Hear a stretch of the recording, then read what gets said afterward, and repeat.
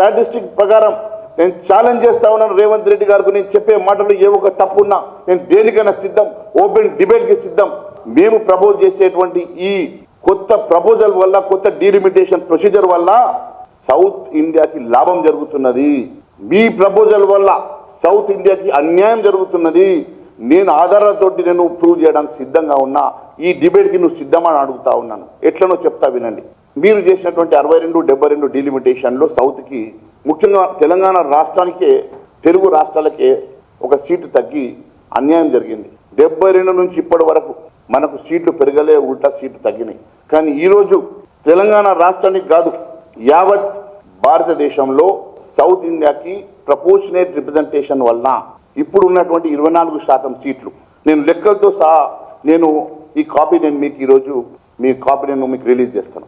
ఈరోజు సౌత్ ఇండియాలో current seats 129 ఉన్నాయి.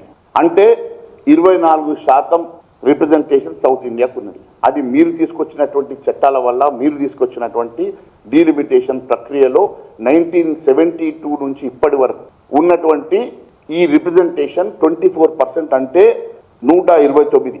ఈరోజు భారతీయ జనతా పార్టీ ప్రపోజ్ చేసేటువంటి డీలిమిటేషన్ ద్వారా ఈరోజు మనకు 198 స్థానాలు వస్తూ ఉన్నాయి.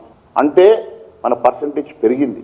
వేరస్ మీ నాయకుడు రాహుల్ గాంధీ చెప్పినట్టు, మీరు చెప్పినట్టు పాపులేషన్ బేసిస్ మీద అయ్యి ఉంటే మనకు ఆ proportionate model 2011 census population model తీసుకుంటే మనకు 171 సీట్లు మాత్రమే వస్తాయి.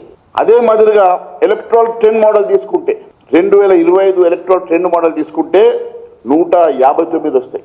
ఈరోజు 159 కాదని, 171 కాదని, సదరన్ స్టేట్స్కి న్యాయం జరగాలని ఈరోజు భారతీయ జనతా పార్టీ స్పష్టంగా 198 సీట్లను ప్రపోజ్ చేసి కొత్తగా డీలిమిటేషన్లో సౌత్కి న్యాయం చేస్తే చూడలేక, ఓర్వలేక రేవంత్ రెడ్డి గారు కొత్త ఆలోచన చేస్తూ ఉన్నారు.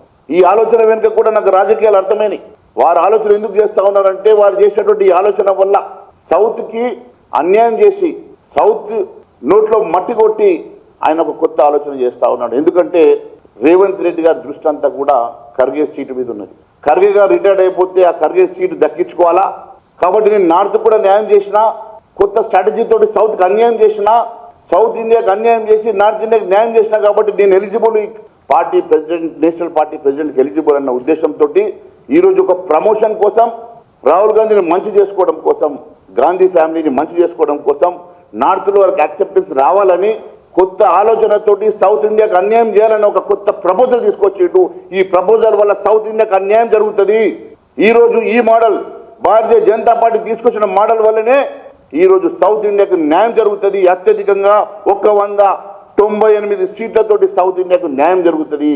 ఇది నేను కాదు, గణాంకాలు చెప్తా ఉన్నాయి. మరి ఇంత స్పష్టంగా గణాంకాలు చెప్తా ఉంటే ఒక కొత్త నరేషన్ పెట్టేసి సౌత్ ఇండియాకు అన్యాయం జరుగుతూ ఉన్నది, దీనివల్ల సౌత్ ఇండియాలో సీట్లు తగ్గిపోతున్నాయన్న కొత్త నరేషన్ క్రియేట్ చేసేటువంటి రేవంత్ రెడ్డి గారు, మరి మీకు దమ్ము ధైర్యం ఉంటే మీరు ఏ డేటా ప్రకారం చెప్తా ఉన్నారో నేను అన్ని ఆధారాలతో వస్తాను.